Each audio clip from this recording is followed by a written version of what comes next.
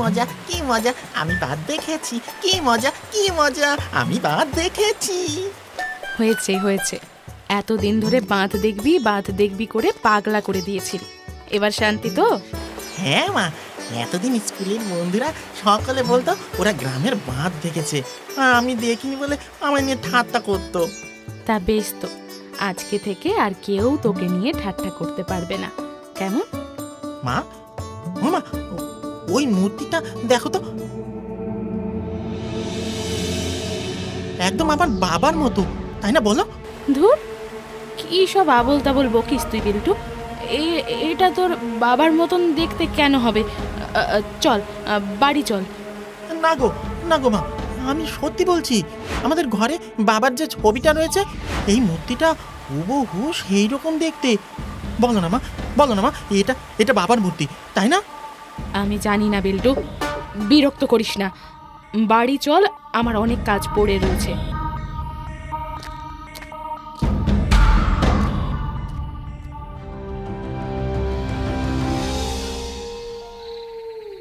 বিল্টু, আয় বিল্টু, নে ভাত বেড়ে দিয়েছি, এবার খেয়ে নে বাবা। আমি কিছুতেই ভাত খাবো না, কিছুতেই না।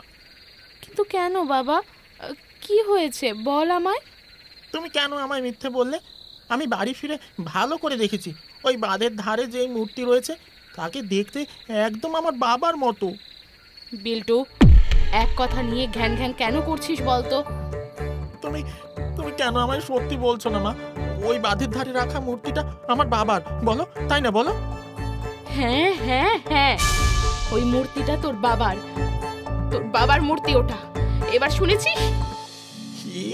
কি মজা কি মজা, বাঁধের ধারে আমার বাবার মূর্তি আছে, কি মজা কি মজা। এই ছোট্ট ছেলেটাকে কি বলবো আর কি বোঝাবো। যাক, ও যদি এতেই আনন্দে থাকে তাই থাক। বাবার মূর্তি আছে, কি মজা কি মজা। পরদিন সকাল সকাল খুব আনন্দে সে স্কুলে চলে গেল। যখন ফিরল তখন চোখ জলে ভেজা, মুখ বিষণ্ণ। বিল্টু বাড়ি ফিরতেই শ্যামা বলল, বিল্টু, কি হয়েছে বাবা, তুই কাঁদছিস কেন? যাবো না, আমি আর কখনো স্কুলে যাব না, কখনো না। ওরা সবাই পচা বাজে। ও মা, ও কি কথা বিল্টু, কি হয়েছে বল না। কি হয়েছে বল তো আমায়। স্কুলের ছেলেরা খুব বাজে মা, খুব বাজে। ওদেরকে আমি বলেছিলাম আমার বাবার মূর্তি বাঁধের ধারে রয়েছে, ওরা কি বললো জানো? কি বলেছে বিল্টু? ওরা বললো বাঁধের ধারে যার মূর্তি আছে সে একটা চোর। আমার বাবা কি চোর ছিল? তুমি বলো। ওরে শ্যামা, ছেলে যে সব জেনে গেল, কি বলবি এবার ওকে? কি বলবো মানে, যেটা সত্যি সেটাই বলবো ওকে। ওর বাবা যে গ্রামের জন্য কতটা মহান কাজ করেছে সে কথাই বলবো ওকে। কিন্তু তরুণদা যে চোর ছিল সে কথা তো অস্বীকার করতে পারবি না। যেই মানুষটা গ্রামের লোকের জন্য সর্বস্ব দিয়ে দিল, তোমরা তাকেই ছোট বড় কথা বলছো? তা বেশ, আমার ছেলেও সত্যিটা জানবে, ওর বাবার অবদানের কথা জানবে। কি অবদান মা? বাবা কি করেছিল? যখন তোর বাবার সাথে বিয়ে করে আসি তখন আমার অনেক কম বয়স। প্রায় দিনই দেখতাম তোর বাবা রাত করে বাড়ি ফিরত, আবার সূর্যি ডুবলেই বেরিয়ে পড়তো। ঘরে অভাব কোনোদিনই ছিল না, কিন্তু তোর বাবা যে কি করতো বুঝতে পারতাম না। একদিন ঘরের কোণে এক থলি টাকা দেখেই শিউরে উঠলাম। দাঁড়াও, ঘরে ঢোকার আগে আমার কিছু প্রশ্নের উত্তর দিতে হবে তোমায়। বাবা, কি ব্যাপার গিন্নি, আজকে বউ না হয়ে দারোগার মতো কথা বলছো যে? কি হয়েছে? কি হয়েছে সে তো তুমি বলবে। খাটের নিচের থলিতে ওটা কিসের টাকা আছে বলবে আমায়? ওটা আমার টাকা, এই পাওনা ছিল তাই নিয়ে এসেছি। চুরি করাটাকে পাওনা বলে না। আমি বেশ কিছুদিন ধরেই সন্দেহ করেছিলাম, কিন্তু কিন্তু ওই টাকার থলিটা দেখে সব বুঝেছি। ছি ছি ছি ছি ছি ছি ছি ছি। ধিক্কার দেওয়ার আগে একবার আমার কথাটা শুনে নাও গিন্নি। চুরি করাটা আমাদের বংশগত, এটা বহু বছর ধরে চলে আসছে। তুমি কি বলছো তুমি জানো? তুমি লোকের বাড়ি চুরি করো আর সেই টাকায় সংসার চলে। হে ভগবান, কার সাথে বাবা আমার বিয়ে দিল? গিন্নি বিশ্বাস করো, আমি এই কাজ আমরা ছোট থেকে করে আসছি। এই কাজ ছাড়া আমি কিছু পারি না। দরকার নেই। যেই কাজ করে দিনের শেষে মুখ লুকোতে হয় সেই কাজ করার দরকার নেই। তুমি কথা দাও, আমায় কথা দাও, আর চুরি করবে না। কিন্তু গিন্নি, আমি তাহলে কি করে সংসার চালাবো? আমরা খাবো কি? মাটি কাটবে, দিন মজুরি করবে, দরকার হলে আমরা দুজনে ভিক্ষে করব, কিন্তু তুমি আর চুরি করবে না। কিন্তু গিন্নি, আমি যে তোমায় ভালো রাখতে চাই, সুখে রাখতে চাই, সেটা কি করে হবে? সব হবে। শোনো গো, তুমি যেভাবে রাখবে আমি সেভাবেই থাকবো। শুধু কথা দাও, তুমি আর এই কাজ করবে না, কোনোদিনও করবে না। বেশ, কথা দিলাম, আমি আর কখনো চুরি করব না।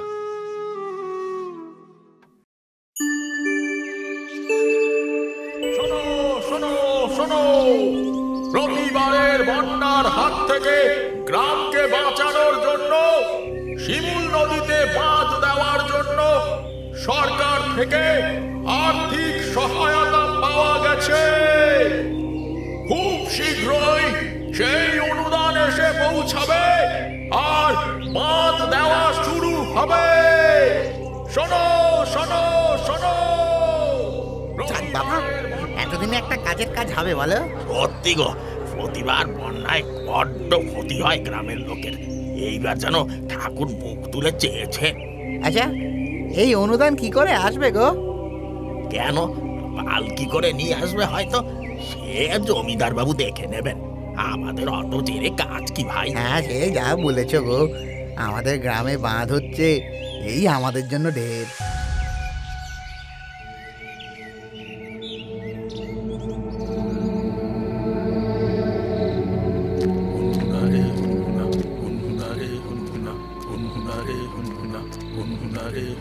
ওরে, তোরা তাড়াতাড়ি পা চালিয়ে চল বাবা, বেলা করিয়ে সন্ধে নামলো দেখ।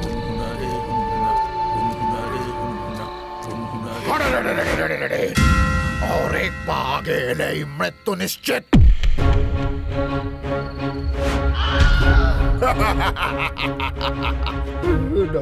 ডাকাত ডাকাত, জলদি জলদি টাকার বাক্সা নিকাল, জলদি। দয়া করো ভাই, এ টাকা সরকারের। এ টাকা না পৌঁছতে পারলে আমার চাকরি চলে যাবে, এই বউ বাচ্চা নিয়ে পথে বসবো।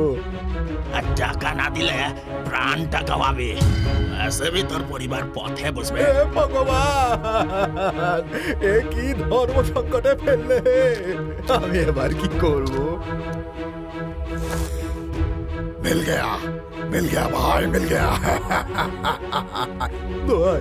দোয়াই তোমাদের, এই টাকা নিও না, এই টাকা নিও না। গ্রামের লোকেদের বাঁধ তৈরি টাকা রয়েছে, এতে দয়া করো ভাই। মিল গয়া, अब जल्दी পালা পালা।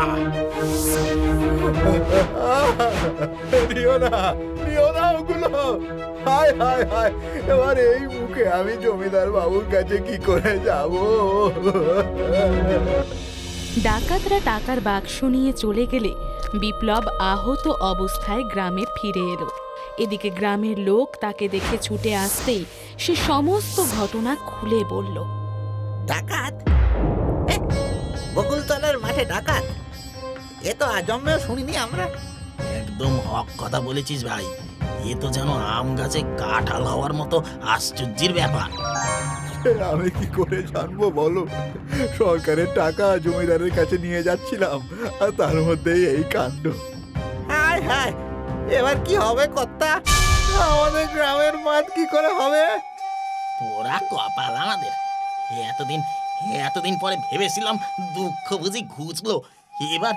এবার আর বন্যায় সর্বস্ব হারাতে হবে না, কিন্তু সব শেষ হয়ে গেল গো। বাপ তো মায়ের ভোগে গেল, আর তার উপরে আমার এই অবস্থা।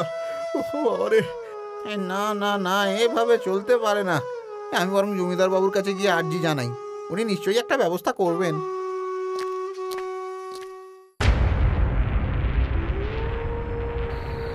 জমিদার বাবু, সত্যি আপনার বুদ্ধির জবাব দেন।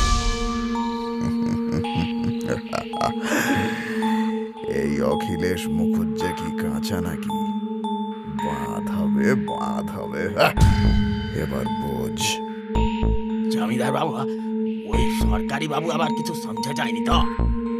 ছাই বুঝবে, সরকারের টাকা, ওর কি দায়? অনেক ভেবে ভেবে এই ফন্দি করেছি আমি। অতগুলো টাকা কি আর হাত ছাড়া করা যায় নাকি? ও গ্রামের আদমিরা ভাববে ডাকাত দল টাকা চুরি করেছে, এদের টাকা আপনার কাছে থাকবে লাজবাব। একদমই তাই। আরে তোরাই বল না, গ্রামের ওই ছোট লোকগুলোর জন্য অতগুলো টাকা নষ্ট করার কোনো মানে আছে? সেই বাদ বলেছেন, কিচ্ছু লাভ নেই। একবার বন্যা হবে, কিছু লোক মরবে, প্রজার ভার কমবে, আমারই সুবিধে, বুঝলে কিনা? সবই দূরদৃষ্টি। ইয়ে জমিদার বাবু, আমাদের ভাগের টাকাটা পাবি, পাবি, সব পাবি। এই অখিলেশ মুখুজ্জে যখন কথা দিয়েছে, সব পাবি। কাল রাতের আগে এই টাকা সরিয়ে ফেলতে হবে। এত বড় ষড়যন্ত্র? না না না না না, এইসব কথা আমায় মোড়ল মশাইকে বলতে হবে, এক্ষুনি বলতে হবে। যাই।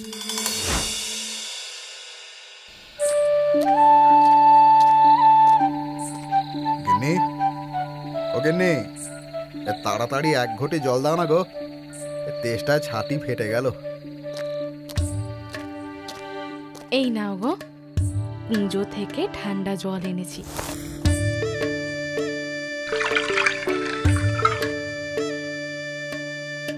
আরে গিন্নি, যেন ধরে প্রাণটা ফিরলো, বুঝলে? ও তরুণ, ঘরেই আছিস দেখছি। আরে মোড়ল মশাই যে, আপনি এখানে? আমাকেই ডেকে নিতেন। কই গো, বসার জায়গা দাও। আগে হ্যাঁ হ্যাঁ। আহা, ব্যস্ত হতে হবে না, আমি বসার জন্য আসিনি তরুণ, এসেছি জরুরি কাজে। কি জরুরি কাজ কর্তা, হুকুম করুন। তরুণ, তোকে একটা চুরি করতে হবে। কর্তা, এ কি বলছেন? দেখ তরুণ, গ্রামের সকলেই কম বেশি জানে যে তোর মতো সাফাইয়ের সাথে চুরি কেউই করতে পারে না, আর আর তুই কখনো ধরাও পড়িসনি। আমায় মাফ করবেন কর্তা, আমি চুরি করা ছেড়ে দিয়েছি। হ্যাঁ কর্তা, আমি সে কথাও জানি, কিন্তু এই শেষবার তোকে চুরিটা করতেই হবে, নিজের জন্য নয়, গ্রামের লোকেদের জন্য রে। কি বলছেন কি কর্তা? তার মানে?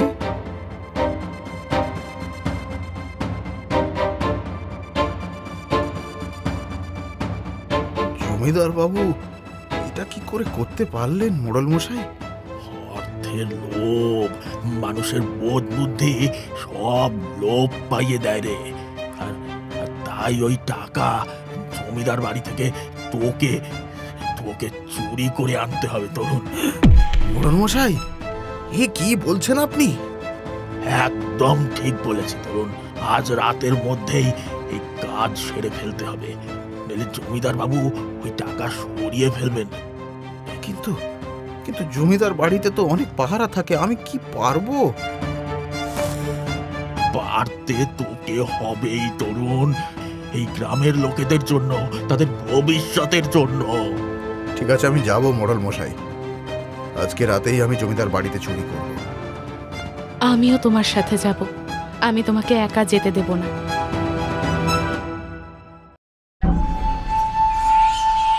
রাত তখন দ্বিতীয় প্রহর। চারিদিকে নিকষ কালো অন্ধকার। আমরা আগেই খবর পেয়েছিলাম জমিদার বাড়ির কোন অংশে সেই টাকার বাক্স রয়েছে। সেই মতো তোর বাবা সিঁধ কেটে ঢুকলো সেখানে। তুমি এইখানেই দাঁড়াও, আমি টাকার বাক্সটা নিয়ে তোমায় বাক্সটা দেব। হ্যাঁ, তারপরে আমি বের হব, বুঝলে? ওগো, আমার যে ভয় করছে। তুমি মিছিমিছি চিন্তা করছো গিন্নি, আমার কিচ্ছু হবে না, তুমি শুধু হুঁশিয়ার থেকো। ও সিঁধের ভেতর দিয়ে মাথা গলিয়ে দিল।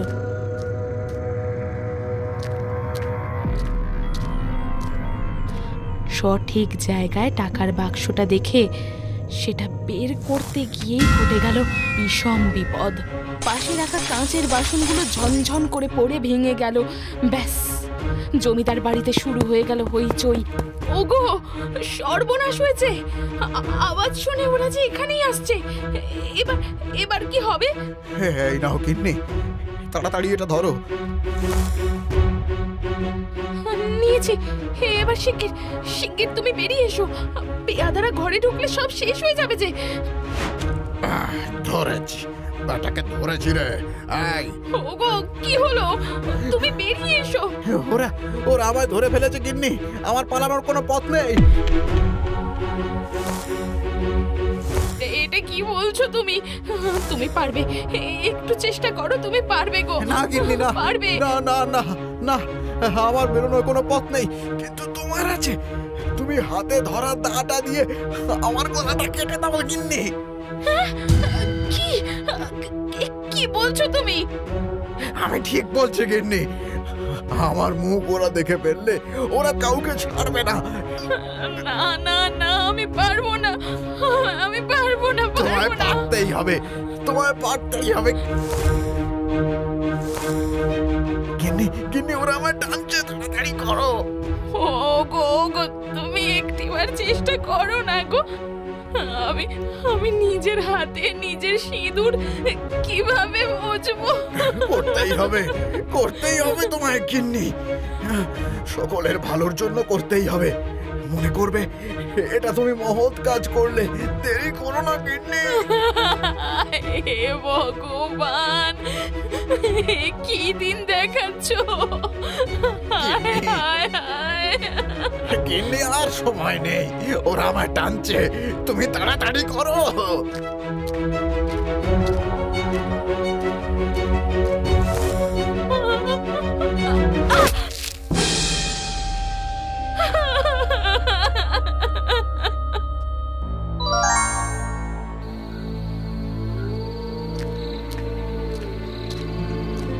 আমি এসে গেছি মোড়ল মশাই। তুমি? তরুণ তরুণ কোথায়? আর আর তোমার হাতে ওইটা কি?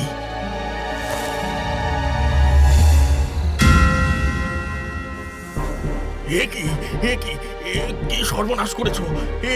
এটা কিভাবে হলো? কিভাবে হলো? কি হয়েছে? খুলে বলো আমায়। এই টাকা বাঁচাতে, গ্রামের লোকের প্রাণ বাঁচাতে ও নিজেকে শেষ করে দিয়েছে মোড়ল মশাই। ও নিজেকে শেষ করে দিয়েছে। এই আর গ্রামের সকলের মঙ্গলের জন্য এটা তরুণ কি করলো? ওই শয়তান জমিদার শেষ করে দিল একটা তরতাজা প্রাণ, শেষ করে দিল। জীবনের শেষ মুহূর্তে ও নিজের কথা ভাবেনি মোড়ল মশাই, ভেবেছে আমাদের কথা, এই গ্রামের কথা। এত বড় আত্মত্যাগ, এত বড় মূল্য দিল তরুণ। তরুণের এই অবদান কোনো দিনও ভুলবো না আমরা, কোনো দিনও নয়। হাসতে হাসতে ও নিজের জীবনটা শেষ করে দিল মোড়ল মশাই, শেষ করে দিল। আমি তোমায় কথা দিচ্ছি, তরুণ গ্রামের বাঁধ তৈরির জন্য নিজের জীবন বিসর্জন দিয়েছে তো। ওই বাঁধের পাশেই ওর মূর্তি গড়া হবে, সকলে জানবে ওর অবদানের কথা। এমনটাই ছিল রে তোর বাবা বিল্টু। গ্রামের জন্য নিজের জীবনটা দিতেও সে ভাবেনি।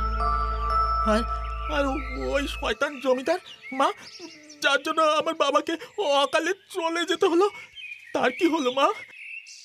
ওই জমিদারের একটা কথা শুনেছিস তো বিল্টু? শত্রুর শেষ রাখতে নেই। তার মানে? বেরোবার সময় আমি বাইরে থেকে আগুন জ্বালিয়ে দিয়েছিলাম জমিদার বাড়িতে। বাইরে দাঁড়িয়ে শুনেছিলাম ওদের চিৎকার। তুমি একদম ঠিক করেছো মা। হয়তো হয়তো বাবার আত্মাও শান্তি পেয়েছে। আমিও সেটাই আশা করি। আর কিছু না হোক, লোকটা মরে হয়তো শান্তি পেয়েছে। আমিও বাবার মতো মহান হবার চেষ্টা করব মা। আমিও বাবার নাম উজ্জ্বল করব। আজকে তোর বাবা বেঁচে থাকলে তোর কথা শুনে খুব খুশি হতো রে বিল্টু। তোকে খুব আশীর্বাদ করতো।